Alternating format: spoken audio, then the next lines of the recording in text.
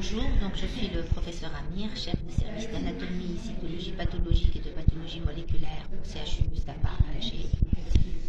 Donc cet événement aujourd'hui a été très important, ça nous a permis donc d'échanger et surtout de compter sur vous pour sensibiliser la population concernant donc la médecine de précision.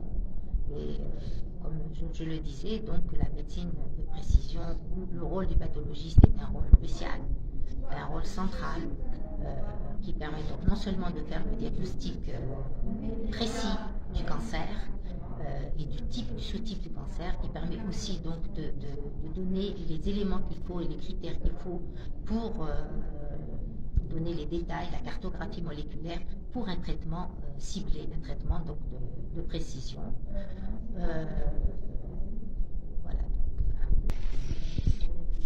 Oui, donc bien sûr, les différentes thématiques,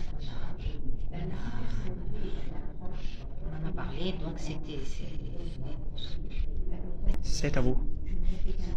Donc les points qui ont été donc abordés, c'est en premier lieu le travail en collaboration, donc pluridisciplinaire, rechercher bien sûr les anomalies moléculaires et surtout protéger les données génétiques, faire attention donc à la protection des données génétiques.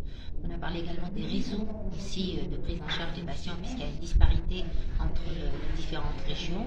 Donc la création donc, de réseaux pour pouvoir, disons, prendre en charge de façon optimale les différents éléments des patients pour un but de leur faire leur cartographie moléculaire et pour le traitement donc, de précision.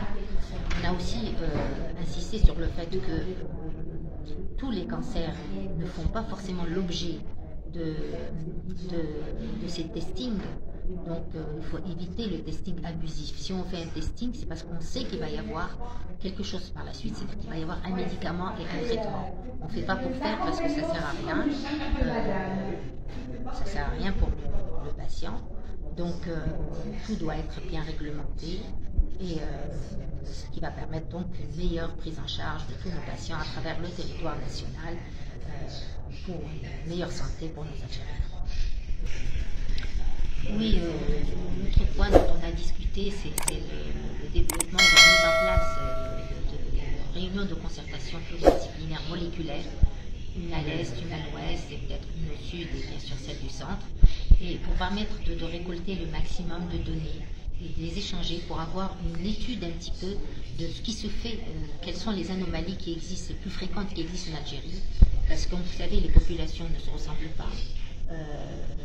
La population algérienne n'est pas forcément comme la population américaine ou européenne ou autre, donc on peut avoir des anomalies qui nous sont propres et ces RCP moléculaires vont permettre un petit peu ces échanges-là et de permettre peut-être d'adapter et de développer, de demander à ce qu'on puisse mettre en place d'autres traitements plus ciblés. Vous avez figuré quand même, vous avez contribué quand même à le travail, le fruit d'aujourd'hui, le livre blanc. C'était une expérience quand même assez importante et notamment vous avez contribué à la réalisation de celui qu'on en voit aujourd'hui, le livre blanc.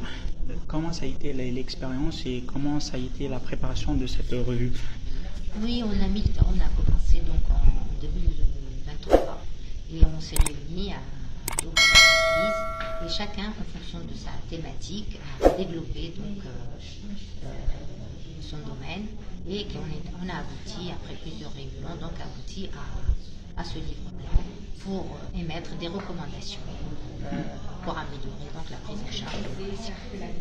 Un dernier mot pour les auditeurs et les téléspectateurs qui nous suivent en ce moment?